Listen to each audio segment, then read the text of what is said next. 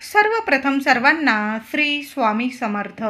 स्वामी महाराजांच्या कृपेने तुमच्या सर्व चांगल्या इच्छा पूर्ण होत ही स्वामींचरणी प्रार्थना करते आणि आजच्या व्हिडिओला सुरुवात करते. तर या वर्षीची वटपौर्णिमा 10 जून 2025 मंगळवार रोजी आलेली आहे. वटपौर्णिमेविषयी संपूर्ण माहिती, पूजाविधी, साहित्य, मुहूर्त, या दिवशी कोणत्या शुभ रंगाच्या साड्या घालाव्या नेसाव्या, कोणत्या नेसू नये, कोणत्या रंगाच्या बांगड्या घालाव्या, कोणत्या घालू नये, गरोदर महिला असतील, मासिक धर्माच्या महिला असतील, काय करावं, काय टाळावं, कोणते नियम पाळावे, त्याचबरोबर उपवास कधी करावा, उपवास कधी सोडावा, संपूर्ण माहिती आजच्या व्हिडिओमधून जाणून घेणार आहोत. व्हिडिओ शेवटपर्यंत बघा. चॅनलवर नवीन असाल कृपया चॅनलला नक्की सबस्क्राईब करा. यंदाची वटपौर्णिमा 10 जून मंगळवार रोजी आलेली आहे.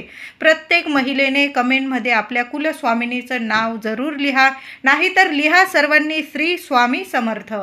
वटपौर्णिमा का साजरी करतात? तर सावित्रीने आपल्या पतीचे प्राण परत मिळवण्याकरता यमराजाला भक्तीने संतुष्ट केले व आपल्या पतीचे प्राण परत मिळवले.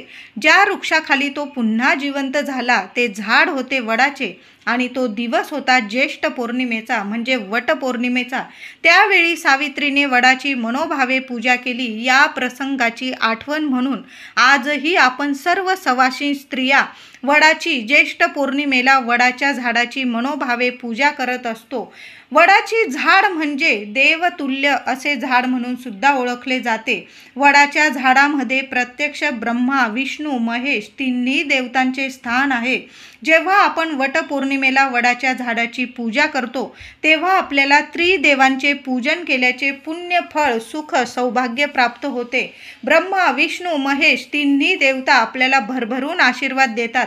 म्हणून प्रत्येक सवाशीण स्त्रीने वडाच्या झाडाची ज्येष्ठ पौर्णिमेला मनोभावे पूजा करावी. तसेच या वर्षीची वटपौर्णिमा 10 जून 2025 मंगळवार रोजी आलेली आहे.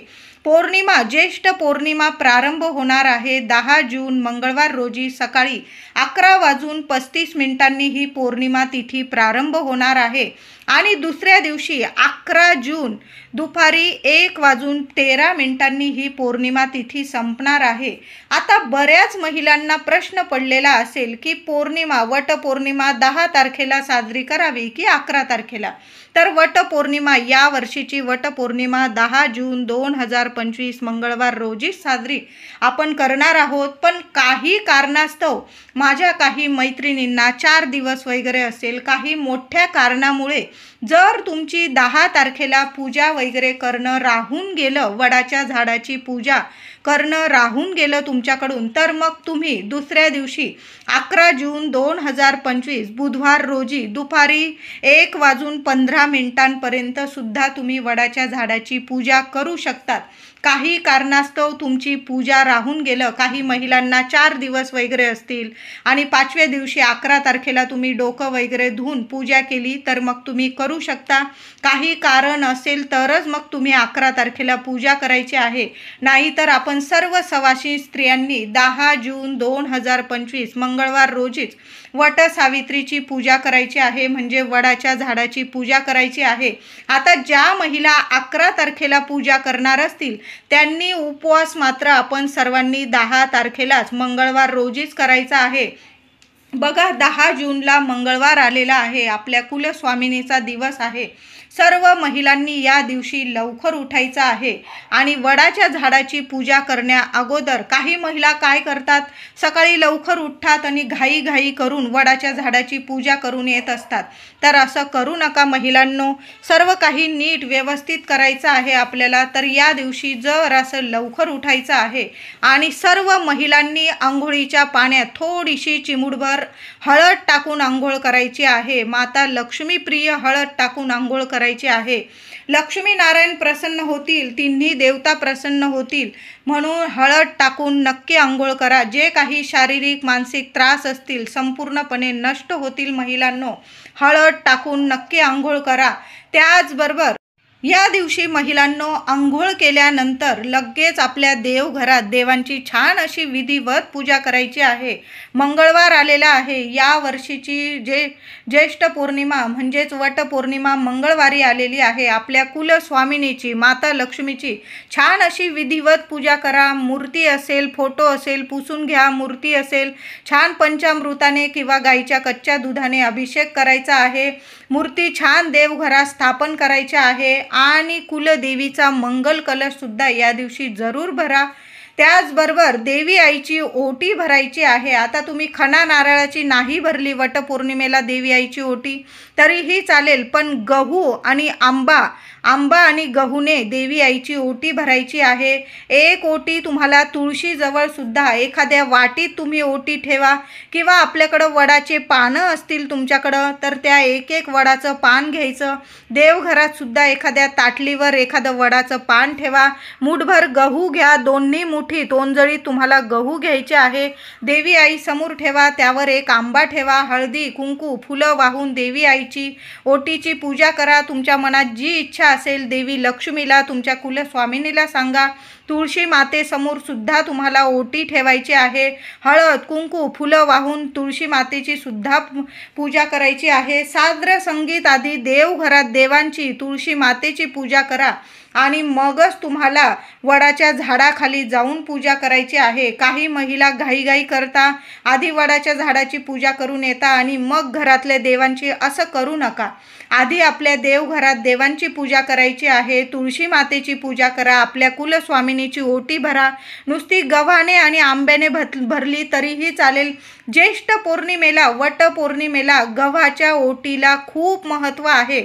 आपण इतर वेळी तांदळाची अख्ख्या तांदळाची ओटी भरत असतो. यावेळी ज्येष्ठ पौर्णिमेला जेव्हा आपण वडाच्या झाडाजवळ ओटी ठेवतो किंवा 5 बायकांना ओटी भरतो आंब्याने, तेव्हा गव्हाला खूप महत्त्व आहे. महिलांनो या दिवशी गव्हाचाच वापर करा. आपल्या कुलस्वामिनीची ओटी भरताना, तुळशी मातेजवळ ओटी ठेवताना किंवा वडाच्या झाडाखाली ओटी भरताना, 5 बायकांची ओटी भरताना तुम्ही मूठ असे गहू वापरायचे आहे. तांदूळ वापरू नका. गव्हाला खूप महत्त्व आहे. सोन्यासारखं सुख ऐश्वर्य तुमच्या ओटीत देवी आई साक्षात लक्ष्मी माता देईल, म्हणून गव्हाचाच वापर करायचा आहे. वटपौर्णिमेच्या दिवशी हिरव्या रंगाची साडी जर महिलांनो तुमच्याकडं असेल तर अवश्य नेसा, परिधान करा.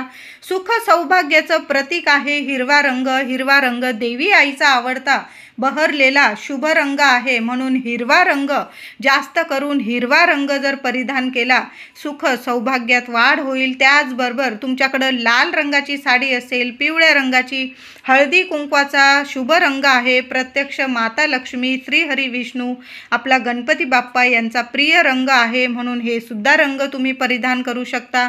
त्याचबरोबर केशरी रंग आनंदाचा, उगवत्या सूर्यासारखा तेजस्वी रंग आहे. केशरी म्हणजेच ऑरेंज कलरची साडी असेल तुम्ही ती परिधान करू शकता.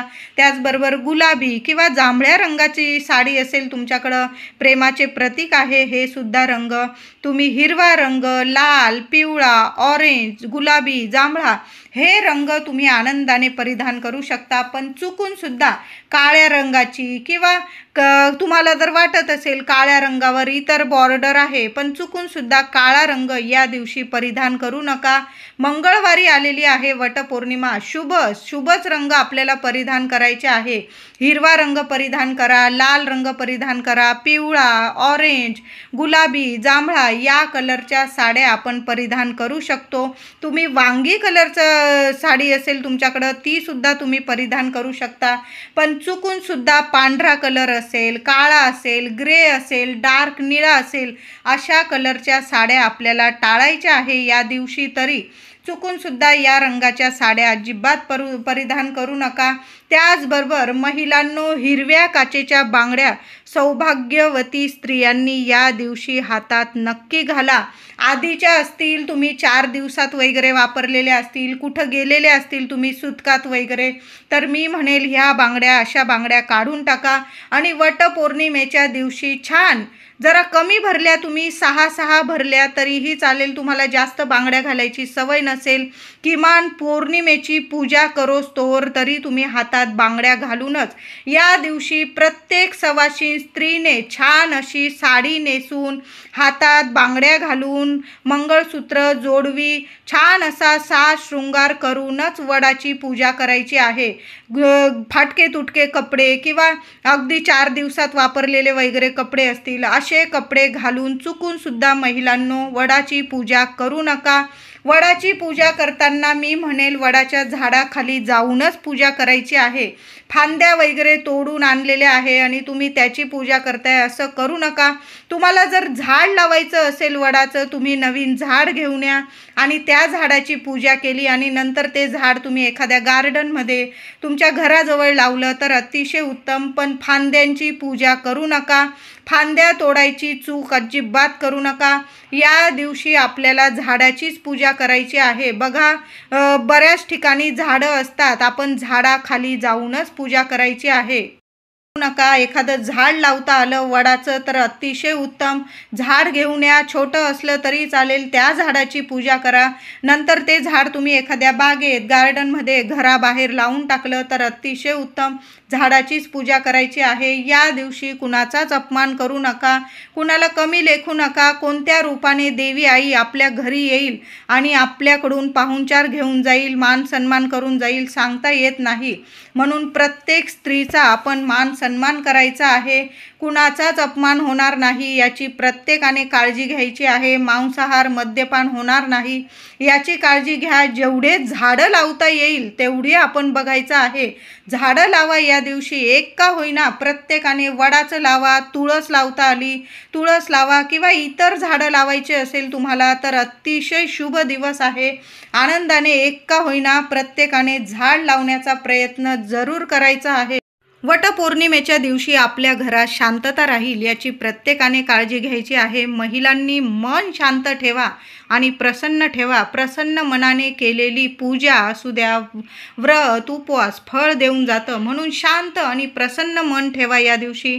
तर वडाच्या पूजेसाठी काय साहित्य लागणार आपल्याला, तर 2 हिरव्या बांगड्या लागणार आहे आपल्याला, शेंदूर, 1 गळसरी, अत्तर, कापूर, पंचामृत, दूध, पंचामृत नसेल तर कच्चं गाईचं दूध, पूजेचे वस्त्र, विड्याची पानं, सुपारी, पैसे, गूळ खोबऱ्याचा नैवेद्य, आंबे, दुर्वा आणि गहू आणि फुलं वगैरे. तुम्हाला जर वडाच्या झाडाला एखादा हार घालायचा असेल तर तुम्ही हार घेऊन आलात फुलांचा तरीही चालेल. या सर्व वस्तू आपण नेहमीच पूजा करतो, आपल्या सर्व महिलांना माहीत आहे.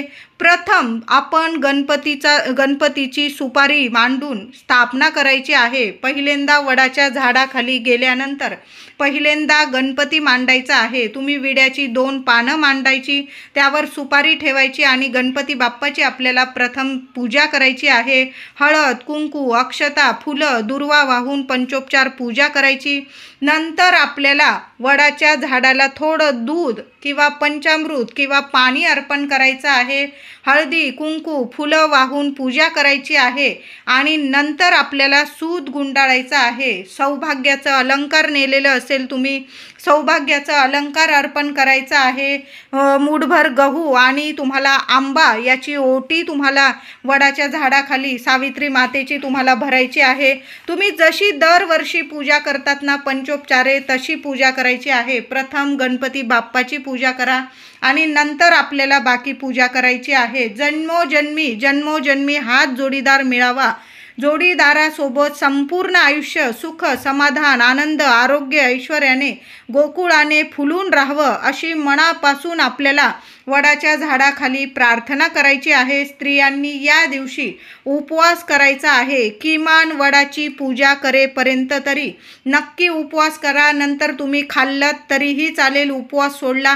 काही महिला काय करतात, वटपौर्णिमेच्या दिवशी संपूर्ण दिवस रात्र छान असा उपवास करता आणि दुसऱ्या दिवशी उपवास सोडत असतात.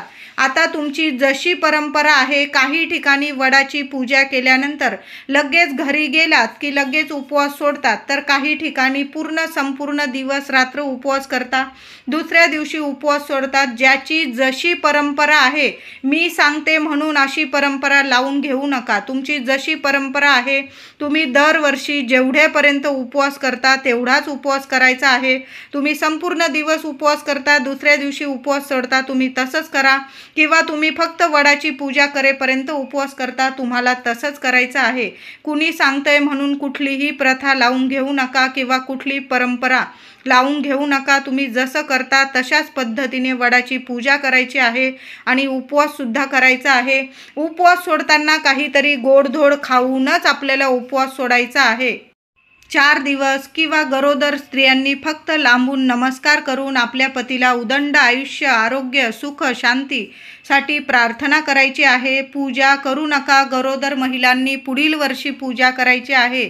या वर्षी पूजा करू नका. आणि गेलाच तुम्ही वडाच्या झाडाखाली, तर मग तुम्ही हळदी, कुंकू, फुलं वाहून वडाच्या झाडाखाली नमस्कार केला तरी चालेल, पण कुणाची ओटी भरू नका तुम्ही आणि कुणाकडून ओटी भरून पण घेऊ नका. तुम्हाला जर कोणी ओटी दिली तर घेऊ नका आणि कुणाला तुम्ही ओटी देऊ पण नका. ही चूक करू नका. गरोदर महिलांनी हे नियम जरूर पाळायचे आहे.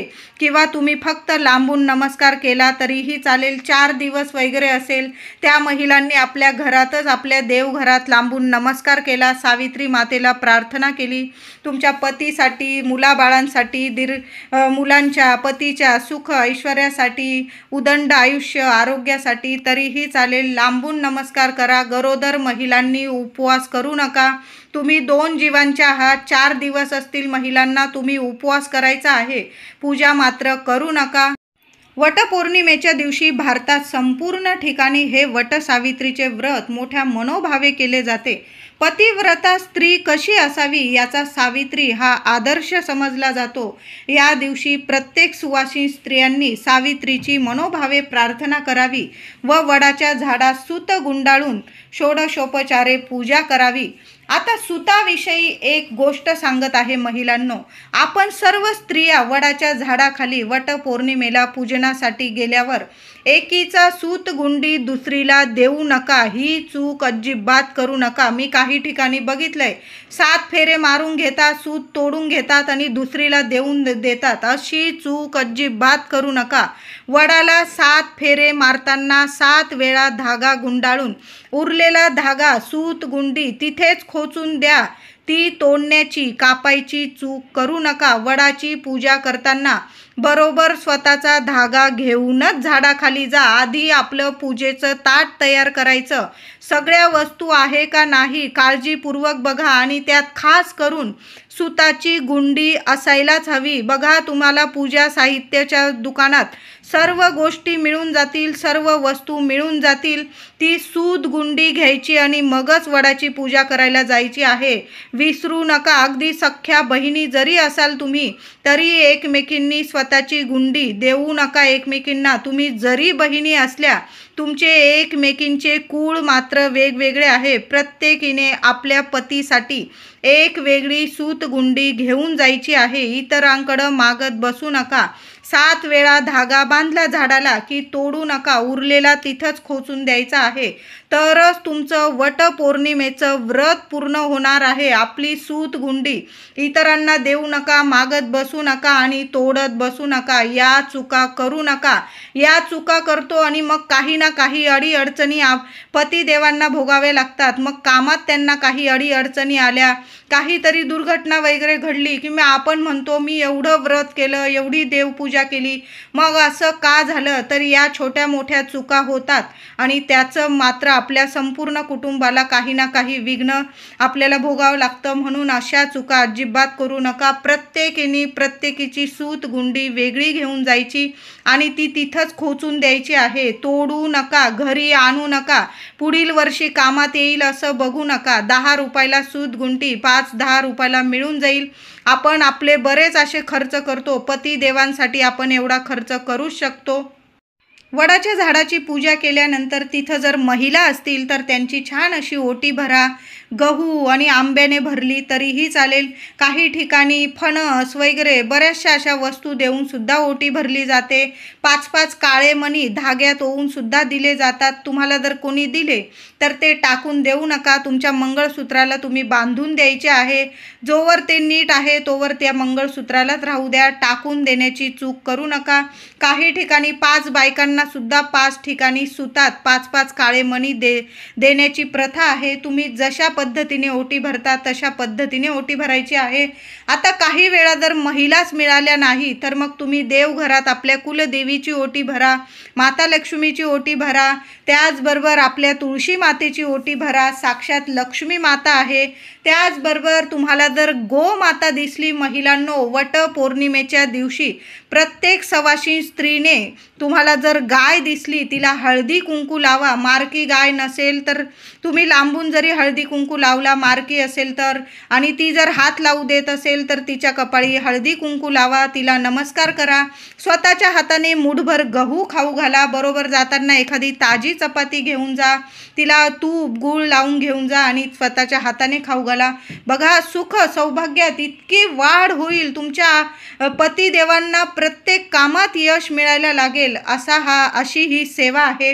प्रत्येक सवाशी स्त्रीने गोमातेला या दिवशी स्वतःच्या हाताने मुठभर गहू न विसरता नक्की चारा खाऊ घाला. स्वतःच्या हाताने नमस्कार करा. बघा, सुख सौभाग्यात ऐश्वर्यात वाढ होईल. मुलांची प्रगती होईल. तुमच्या पतिदेवांची प्रगती होईल. अष्टरूपी माता लक्ष्मी तुम्हाला भरभरून आशीर्वाद देईल असा हा दिवस आहे. कुलस्वामिनीची कृपा होईल तुमच्यावर. म्हणून गोमातेची ही सेवा न चुकता सर्व महिलांनी नक्की करा. बघा, शोधा, गाय मिळून जाईल. वडाची पूजा करताना मिळाली तर तिथंच नमस्कार करून घ्या. मुठभर गहू खाऊ घालून मग तुम्ही घरी आलात तरीही चालेल. आता चपाती नेलेली नसेल, जे मुठभर गहू असतील तुमच्याकडं ते जरी खाऊ घातले, नमस्कार केला लांबून तरीही चालेल. वडाची पूजा करताना सावित्री मातेचा हा मंत्र म्हटलात तुम्ही, ही प्रार्थना केली तरीही चालेल. नाहीच काही जमलं तुम्हाला, तुम्ही जी दरवर्षी सावित्री मातेला हात जोडून प्रार्थना करता ती केली तरीही चालेल. थोडक्यात तुम्हाला प्रार्थना सांगते. सावित्री ब्रह्मवादिनी सर्वदा प्रिय भाषिनी तेन सत्ते नमः पाही दुःख संसार सागरात अवियोगी यथा देव सावित्र्या सही तस्य ते अवियोग तथा स्माक भूयात जन्म जन्मनी. ही प्रार्थना बोलता आली तुम्हाला तर बोला, नाही तर तुम्ही जशा हात जोडून नमस्कार करता महिलांनो, सावित्री मातेला नमस्कार करा, प्रार्थना करा. खऱ्या मनाने केलेली प्रार्थना फळ देऊन नक्कीच जाते. आता थोडक्यात तुम्हाला मी वटपौर्णिमेची थोडक्यात कथा सांगत आहे. सावित्रीने सत्यवानाबरोबर विवाह केला. सत्यवानाला 1 वर्षाच्या अंती मृत्यू येणार आहे असे नारद मुनींनी तिला सांगितले होते. नारदाने सांगितलेल्या दिवसाच्या पूर्व 3 दिवस तिने उपवास सुरू केले. तो लाकडे, फुले, फळे आणण्याकरता अरण्यात गेला असता सावित्री त्याच्या बरोबर गेली. ते वनातील शोभा पाहत पाहत चालले होते, पण सावित्रीचे मन मात्र जागेवर नव्हते. सत्यवानाने सर्व फळे गोळा केली. वाळलेली लाकडे तोडण्यासाठी तो झाडावर चढला. नंतर त्याला चक्कर यायला लागली व तो घाबरला. डोळ्यापुढे त्याला अंधार वाढू लागला. सावित्री पतीला म्हणाली, नाथ, आपण थोडा वेळ विश्रांती घ्या, म्हणजे आपणास बरे वाटेल. सत्यवान सावित्रीच्या मांडीवर डोके ठेवून झोपला. इतक्यात तिला समोरून एक दिव्य पुरुष येताना दिसला. क्षणात त्याने आपले मृत्यूपाश सत्यवानाचे प्राणहरण करण्यासाठी टाकले. हे पाहून सावित्रीने त्या दिव्य पुरुषाच्या चरणावर मस्तक ठेविले. त्या दिव्य पुरुषाला नमस्कार केला व तिने विचारले की तुम्ही कोण आहात? तेव्हा पुरुष म्हणाला, मी प्राणहरण करणारा यमराज आहे. हे ऐकून सावित्री त्याच्या पाठोपाठ जाऊ लागली. हे पाहून यमराज म्हणाले, सावित्री, तू पतिव्रता आहेस, तू धार्मिक आहेस, तुझ्या पती सेवेवर मी प्रसन्न आहे. तेव्हा जो पाहिजे तो वर माग. तेव्हा तिने आपल्या पतीचे प्राण परत यावे असा वर मागितला व तो चमत्कार झाला. सत्यवान पुन्हा जिवंत झाला. सावित्रीची पतीवर किती निष्ठा आहे याची परीक्षा होती. यावरून सावित्रीने पतिनिष्ठा व पतिव्रता या गुणांनी प्रत्यक्ष यमराजाला हरवले, अशी ही थोडक्यात कथा आहे. बघा, ज्येष्ठ पौर्णिमेच्या दिवशी आणि ज्येष्ठ पौर्णिमेच्या दिवशी वडाच्या झाडाखाली सावित्रीने आपल्या पतीचे प्राण परत मिळवले, हाच तो दिवस. म्हणून आपण या दिवशी आपण सर्व सावित्रीच आहोत. प्रत्येक सवाशी स्त्री ही सावित्री आहे. म्हणून आपण मनोभावे वडाच्या झाडाची पूजा करत असतो. आपल्या पतीला, आपल्या लेकराबाळांना उदंड आयुष्य, आरोग्य लाभावं, सुख ऐश्वर्य, आपला संसार सुखाचा व्हावा, गोकुळासारखा व्हावा, म्हणून प्रत्येक स्त्री वडाच्या झाडाखाली सावित्री मातेला प्रार्थना करत असते. वटपौर्णिमेच्या दिवशी कोणत्या शुभ मुहूर्तावर वडाच्या झाडाची पूजा करावी? बऱ्याच महिलांना असा प्रश्न पडतो. तर 10 जून 2025 मंगळवार रोजी ज्येष्ठ पौर्णिमा म्हणजे वटपौर्णिमा सकाळी 11:35 प्रारंभ होणार आहे. तर आपण सकाळी 11:35 ते संध्याकाळी 5:30 वाजेपर्यंत वडाच्या झाडाची पूजा करू शकतो. अगदी 6 वाजेपर्यंत केली तुम्ही तरीही चालेल. फक्त तुम्ही जर राहू काळ मानत असाल तर दुपारी 3 ते 4 हा 1 तासाचा राहू काळ असणार आहे. या काळात, या वेळात वडाच्या झाडाची चुकून सुद्धा पूजा करू नका. तुम्ही जर राहू काळ मानत असाल तर म्हणते. तुम्ही जर राहू काळ वगैरे मानत नाही तर मग तुम्ही 11:30 वाजेपासून संध्याकाळी 6 वाजेपर्यंत, 5:30 ते 6 वाजेपर्यंत वडाच्या झाडाची पूजा करू शकता. ऐन संध्याकाळी दिवे लागण्याला कुठल्याच झाडाला हात लावू नका आणि पूजन करू नका. म्हणून 5:30 ते 6 वाजेच्या आतच आपल्याला वटपौर्णिमेच्या दिवशी वडाच्या झाडाची पूजा करायची आहे. आता काही महिलांना दुसऱ्या दिवशी पूजा करायची असेल तर मग 11 जून रोजी दुपारी 1:15 तुम्ही वडाच्या झाडाची पूजा करू शकता. 11 तारखेला पण उदय तिथीनुसार ज्येष्ठ पौर्णिमा असणार आहे. तशी तर उदय तिथीनुसार जी तिथी सूर्योदय बघत असते ती तिथी संपूर्ण दिवस मानली जाते. तरी पण आपण तिथीनुसार दुपारी 1:15 ही पौर्णिमा तिथी असणार आहे. म्हणून तुम्ही 11 तारखेला पण पूजा करू शकता दुपारी 1:15 आणि 10 तारखेला तर संपूर्ण दिवस म्हणजे सकाळी 11:35 संध्याकाळी 6 वाजेपर्यंत या शुभ मुहूर्तावर आपण वडाच्या झाडाची पूजा करायची आहे. फक्त दुपारी 3 ते 4 हा राहूचा काळ सोडून द्यायचा आणि मग बाकी संपूर्ण दिवसच हा वडाच्या झाडाची पूजा करण्यासाठी शुभच आहे. व्हिडिओ आवडला असेल तुम्हाला तर लाईक करा, शेअर करा, चॅनलला कृपया सबस्क्राईब करा. धन्यवाद.